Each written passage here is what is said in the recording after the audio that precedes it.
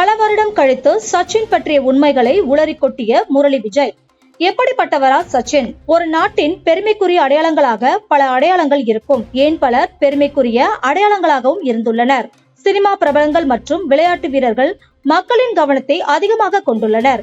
ஏனென்றால் எந்த ஒரு மாற்றமும் இல்லாமல் டெய்லி ஒரே மாதிரியான நிகழ்வுகளை பார்த்து வரும் மக்களுக்கு இவர்கள் குறித்து சில தகவல்கள் மற்றும் அறிவிப்புகள் அவர்களை உற்சாகமாக ஆக்குவதோடு அவர்கள் மீது அதிக ஈர்ப்பையும் ஏற்படுத்துகிறது. அந்த வகையில் விளையாட்டு வீரர்களின் நாம் இந்திய மக்கள் அனைவரால் அதிகமாக விரும்பி பார்க்கப்படுகிற ஒரு விளையாட்டு கிரிக்கெட். அந்த கிரிக்கெட்டின் ஜாம்பவான் சச்சினை பிடிக்காதவர் எவரும் இருக்க முடியாது. தனது 11வது வயதிலேயே கிரிக்கெட் விளையாட தொடங்கிய சச்சின் 1989ஆம் ஆண்டு தனது 16வது வயதில் பாகிஸ்தானுக்கு எதிராக கராச்சியில் நடைபெற்ற சர்வதேச டெஸ்ட் போட்டியில் தன்னுடைய சாதனை பயணத்தை துவக்கினார். இப்படி சர்வதேச அளவில் டெஸ்ட் போட்டிகளில் அறிமுகமான 3வது இளம் வீரர் என்ற பெருமையும் பெற்றதோடு கிரிக்கெட்டில் பல சாதனைகளை புரிந்து பல கிரிக்கெட் வீரர்களுக்கு ரோல் மாடலாக திகழ்ந்து வருகிறார். 2013 சச்சின் டெண்டுல்கர் கிரிக்கெட்டில் இருந்து ஓய்வு பெற்றாலும் இன்றளவும் அவரை கொண்டாடாத கிரிக்கெட் வீரர்களே கிடையாது. ஏனென்றால் இன்று வரையும் அவரது பல சாதனைகளை யாராலும் முறியடிக்க முடியவில்லை. அதாவது சர்வதேச கிரிக்கெட்டில் 100 சதங்களை கடந்து இவரது சாதனை இன்னும் எவராலும் முறியடிக்கப்படவில்லை. அதே போன்று சர்வதேச கிரிக்கெட்டில் அதிகபட்சமாக 34,357 ரன்களை கடந்து சாதனை படைத்திருக்கிறார். மேலும் டெஸ்ட் வரலாற்றிலேயே 15,921 ரன்களை அதிகபட்சமாக குவித்திருக்கிறார்.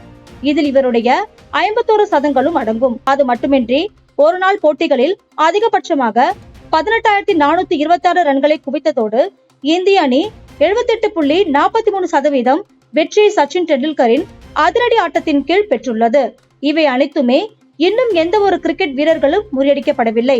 மேலும் இவரை கிரிக்கெட்டின் கடவுளாக பலர் கூறுகின்றனர்.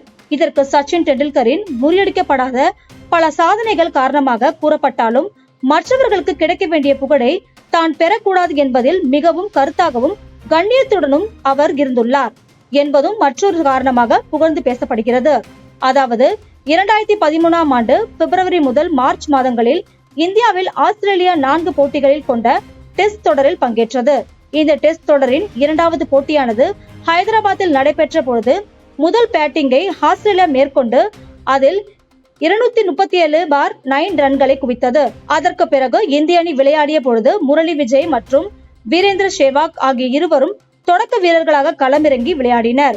சேவாக் 6 ரன்களில் ஆட்டமிழக்க அவருக்கு பிறகு சட்டேஸ்வர் புஜாரா களம் இறங்கினார். அதனால் முரளி மற்றும் சட்டேஸ்வர் இருவரின் பார்ட்னர்ஷிப்பில் 370 ரன்கள் கிடைத்தது. அதில் முரளி விஜய் மட்டும் 361 பந்துகளில் 2 சிக்ஸர் உட்பட 167 ரன்கள் எடுத்து ஆட்டம் இழந்தார். தொடக்க வீரராக களம் இறங்கிய முரளி விஜயின் இந்த அதிரடி ஆட்டம் இந்திய அணிக்கு சிறப்பான தொடக்கத்தை கொடுத்தது. அதனால் அவருக்கான மரியாதையை ரசிகர்கள் கொடுக்கும் வரையில், அதாவது ஸ்டார்டிங் ஓவர்ஷன் முரளி விஜய்க்கு ரசிகர்கள் கொடுக்கும் வரையில் சச்சின் டெண்டுல்கர் மைதானத்திற்குள் பேட்டிங் செய்ய வரவில்லை. பவுண்டரி லைனை தாண்டி சென்ற பிறகே சச்சின் டெண்டுல்கர் மைதானத்திற்குள் காலடி எடுத்து வைத்தார் என்ற செய்தி அன்று நடந்தாலும் இன்று பிரமிக்க வைக்கின்ற ஒரு விஷயமே இந்த உண்மையை தற்போது முரளி விஜய் கூறியுள்ளது கிரிக்கெட் ரசிகர்கள் மத்தியில், குறிப்பாக சச்சின் ரசிகர்கள் மத்தியில் மிகவும் வைரலாக பரவி வருகிறது.